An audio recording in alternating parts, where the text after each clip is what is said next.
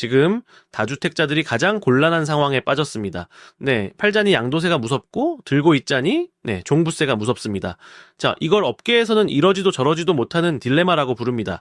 오늘은 이번 세제 개편 앞에서 다주택자, 1주택자, 무주택자가 각각 어떤 전략을 세워야 하는지 구체적으로 정리하겠습니다. 자, 내가 어느 위치에 있느냐에 따라 완전히 다른 선택을 해야 합니다. 먼저 지금 상황이 왜 이렇게 됐는지부터 짚겠습니다. 올해 5월 9일을 기점으로 그 다주택자 양도세 중과 유예가 끝났습니다. 그동안은 다주택자가 집을 팔 때 세금을 조금 덜 내도록 유예해줬는데 그게 종료된 겁니다. 그리고 정부는 7월 말 세제 개편에서 다주택자와 비거주 1주택자, 등록 임대사업자에게 주던 혜택을 전반적으로 다시 들여다보고 있습니다. 방향은 분명합니다.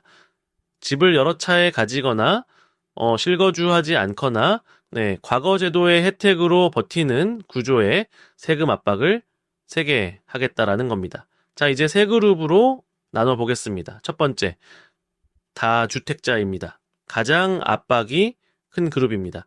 자, 팔면 양도세, 보유하면 종부세, 양쪽에서 조여옵니다. 그렇다면 어떻게 해야 할까요? 핵심은 옥석 가리기입니다. 가지고 있는 여러 차례 중에서 가장 가치가 높고 미래가 밝은 한 채를 남기고 나머지를 정리하는 전략이 거론됩니다. 이게 바로 똘똘한 한 채 전략입니다. 다만 여기서 주의할 점이 있습니다. 정부가 이번에 똘똘한 한 채의 세제 혜택도 줄이겠다라고 예고했습니다.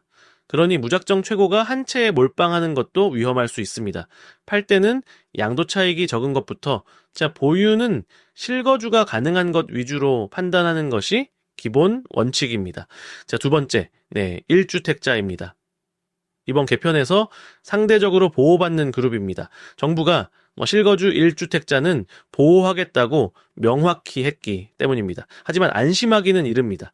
양도세 혜택의 기준이 보유기간에서 실거주기간으로 바뀌는 방향이기 때문입니다. 즉 집은 한 채인데 거기 살지 않고 전세를 주고 있었다라면 나중에 팔 때 세금 혜택이 줄어들 수 있습니다.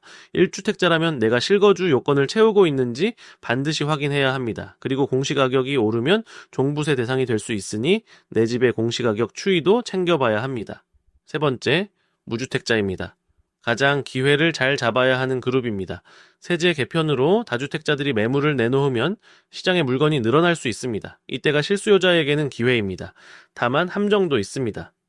다주택자들이 정리하는 매물은 대개 입지가 아쉬운 것들이고 정말 좋은 똘똘한 한 채는 오히려 시장에 안 나옵니다. 그러니 무주택자는 남들이 던지는 걸 덥석 받기보다 실거주 관점에서 오래 살 수 있는 곳을 골라야 합니다. 또 하나, 대출 규제가 강해지고 있어서 자금 계획을 보수적으로 세우는 게 중요합니다. 그렇다면 세 그룹 모두에게 공통된 원칙은 무엇일까요? 가장 중요한 건 성급하게 움직이지 않는 것입니다. 아직 개편안은 확정되지 않았습니다. 시행령 문구 하나로 실제 부담이 크게 달라집니다. 발표가 나기 전에 미리 팔거나 사는 것이 가장 위험합니다.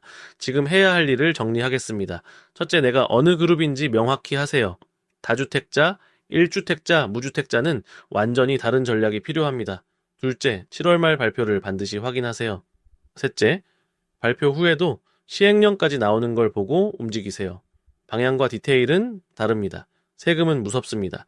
하지만 더 무서운 건 정보 없이 감으로 움직이는 겁니다. 내 위치를 알고 시나리오를 준비한 사람은 어떤 발표가 나와도 흔들리지 않습니다. 다음 편에서는 이번 개편의 핵심인 보유세는 올리고 거래세는 내리는 조합이 실제로 무엇을 의도하는지 그 구조를 쉽게 풀어드리겠습니다. 구독과 알림 설정 부탁드립니다.